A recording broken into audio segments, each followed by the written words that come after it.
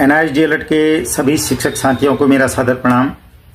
साथियों, आप द्वारा एक जानने की इच्छा यह कि एनआईएस डीएलएड का मामला जो संसद में उठा था, जो संसद के लोकसभा सत्र में प्रश्न आप लोगों के माध्यम से, सोशल मीडिया के माध्यम से आया होगा, वो कैसे आया, अर्थात वह राष्ट्रपति महोदया को संबोधित प्रश्न थे, जिसमें कुछ प्रश्नों को करते हुए खेद व्यक्त किया गया था तथा वे प्रश्न लोकसभा स्पीकर के समक्ष क्यों नहीं रखे गए।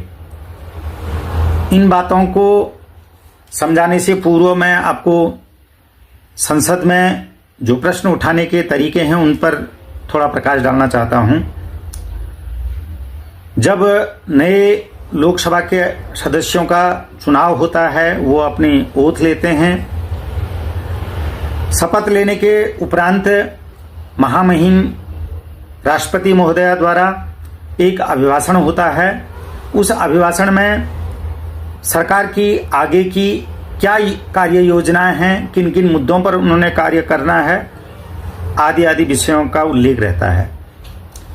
वो जो कार्य योजना है वो शिक्षा से संबंधित, परिवहन से संबंधित, रेलवे से संबंधित आदि समस्त मुद्दों पर चर्चाएं होती हैं। शायद आप लोगों ने, सभी ने वो सुना भी होगा।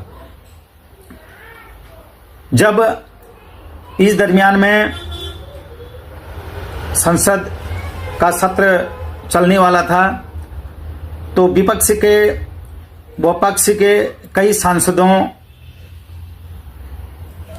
से मैंने संपर्क किया, उनसे राय मशवरा की, सलाह किया कि हमारा ये एनआईएस डीएलएड का जो मामला है इसका निदान कैसे होगा, इसको मान्यता से संबंधित जो दिक्कतें, कानूनी दिक्कतें आ रही हैं उसका समाधान कैसे होगा। पक्ष के जो सांसद थे अर्थात एनडीए घटक दल के जो सांसद थे, उनके द्वारा कहा गया कि आप धैर्य रखिए, हम जल्दी ही इसके लिए निराकरण करेंगे, इसका निराकरण करेंगे और आपका जो ये मामला है, कानूनी दिक्कतें हैं, इसका हम समाधान करेंगे। पर विपक्ष के जो सांसद थे उनसे संपर्क करने पर उन्होंने भी अपनी तरफ से इसको संसद में उठाने के लिए बातें बताई, जिनमें से उन्होंने प्रथम जो राष्ट्रपति का जो अभिभाषण होता है उसी में उन्होंने कहा कि सबसे पहले हम इसको राष्ट्रपति अभिभाषण में ही, अगर उन्होंने जो आगामी कार्य योजना में इसको सम्मिलित नहीं किया या एनआईएस डीएलएड के इस प्रकरण को चर्चा नहीं की तो हम उस पर भी प्रश्न करेंगे कि भाई आपने जो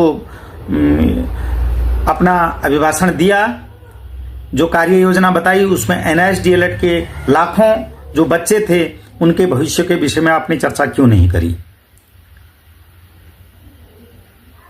अभिभाषण राष्ट्रपति का होने के उपरांत उसमें एक धन्यवाद प्रस्ताव आता है, जो कि अक्सर पक्ष के जो लोग कहते हैं उसमें महामहिम के उस अभिभाषण की तारीफ करते हैं तथा विपक्ष के जो लोग जिनको उसमें कमियां नजर आई, जिन जिन मुद्दों को उसमें नहीं छुआ गया या जिनकी चर्चा नहीं हुई, वो उसका उल्लेख करने के लिए महामहिम से अपना लिखित रूप में प्रश्न करते हैं। यह अभिभाषण कब होता है?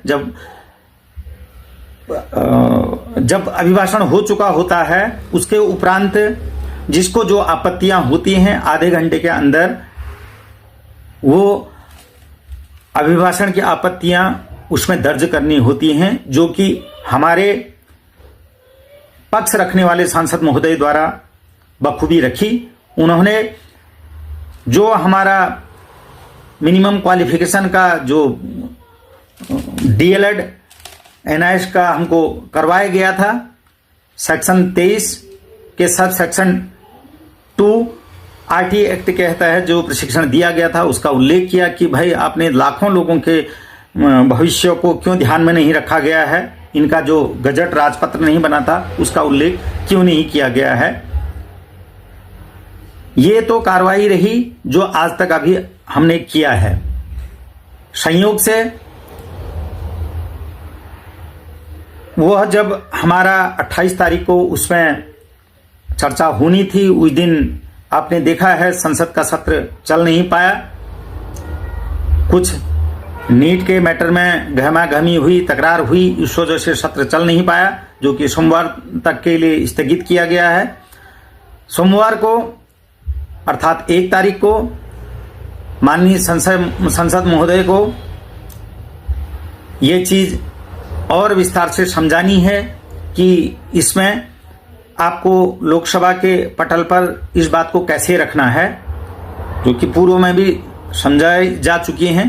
फिर भी अभी और आज का दिन है जो कि हम उनको अच्छे से समझाएंगे, और मुझे पूर्ण विश्वास है कि यदि लोकसभा का सत्र सौहार्दपूर्ण चला तो जरूर यह हमारा मुद्दा संसद में गूंजेगा और उसका निराकरण भी होगा।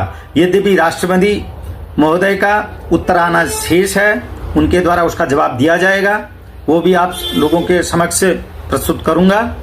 लेकिन अभी अब जो अगला प्रश्न होगा वो लोकसभा स्पीकर के समक्ष होगा कि भाई आपके द्वारा इसी पटल पर संसद में हमारी बात को रखा गया कि जो अनटेंड टीचर हैं उनको टेंड करने का प्रस्ताव बिल पास हुआ। बिल पास होने के बाद जो भी उसकी प्रशासनिक कार्यवाहियां होनी चाहिए थी वो राष्ट्रीय अध्यापक शिक्षा परिषद एनसीटी द्वारा पूर्ण नहीं की गई है। तो लिहाजा आप इसमें दखल दीजिए और इस कार्य को अविलंब पूर्ण कीजिए। जिन लोगों के साथ अन्याय हो रहा है, उनके भविष्य के साथ अन्याय हो रहा है, उसका संज्ञान लेते हुए इस कार्यवाही को जल्दी से जल्दी पूर्ण कीजिए। एक बात। दूसरी बात, आप लोगों के द्वारा इस बीच मुझे कई लोगों के फोन आए कि विशेषकर उसमें केवीएस के और अन्य राज्यों के कि भाई आप धरना प्रदर्शन में दिल्ली में आइए। हालांकि मैं कई बार दिल्ली गया, लेकिन मैंने आप लोगों को बताया भी कि जब एमएचआरडी के अधिकारियों से मैंने संपर्क किया तो उन लोगों ने कहा कि आपका कार्य तो चल रहा है, पर जिस स्पीड से गति से चलना चाहिए था वो कार्यवाही नहीं हो रही है, इसलिए आप धरना प्रदर्शन मत कीजिए। अर्थात मंत्री जी के समक्ष उनके घर के आगे से धरना प्रदर्शन मत कीजिए।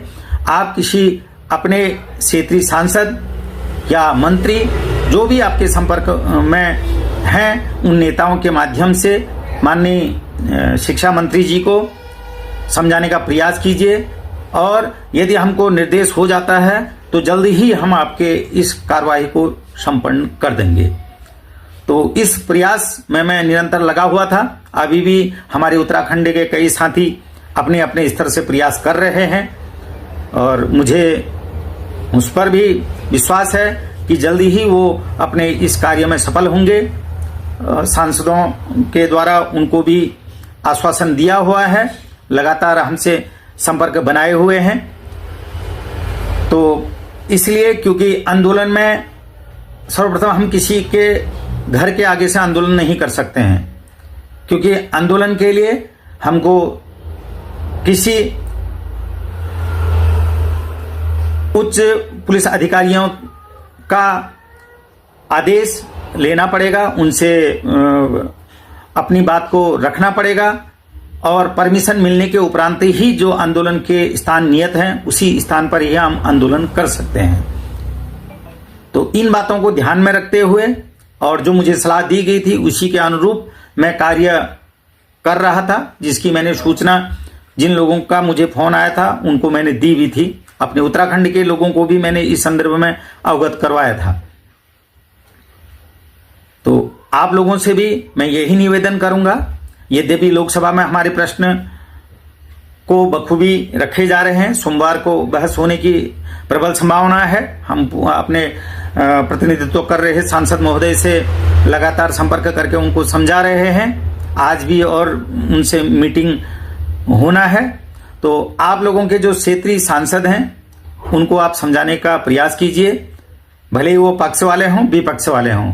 मुझे विश्वास है यदि हम अच्छे ढंग से अच्छे तरीके से ये प्रयास करेंगे, अपने सांसदों को समझाने का प्रयास करेंगे, तो जरूर वो एक नहीं तो कोई दूसरा तीसरा कोई भी सांसद हमारी बात को, हमारी पीड़ा को समझेगा और उचित स्थान पर रखते हुए उसका निदान निकालने का प्रयास करेगा। तो आप लोगों से मैं यही निवेदन करूंगा कि सफलता हमको मिलेगी यद्यपि हमारा प्रयास सार्थक रास्ते में हो, क्योंकि निरर्थक किया गया प्रयास कोई कार्य में नहीं आएगा। इसलिए आप अपने सांसदों के पास जाइए, उनसे प्रार्थना कीजिए, निवेदन कीजिए कि ये मैटर हैं, ये दस्तावेज हैं। इन दस्तावेजों के आधार पर पार्लियामेंट से हमको आदेश पर प्रशिक्षण किया गया, पर उस पार्लियामेंट के आदेश के उपरांत एनसीटी द्वारा इसका जो मिनिमम क्वालिफिकेशन होना चाहिए था उसका राजपत्र नहीं हो पाया और आज हमारा भविष्य अधर में है। तो इन बातों को अगर आप रखेंगे तो जरूर सफलता मिलेगी। आगे जैसे ही कोई और सकारात्मक पहल होगी या सकारात्मक निर्णय आएगा, आप लोगों के समक्ष उपस्थित होकर के मैं सूचनाओं से आपको अवगत कराऊंगा। तब तक के लिए आपका बहुत बहुत धन्यवाद।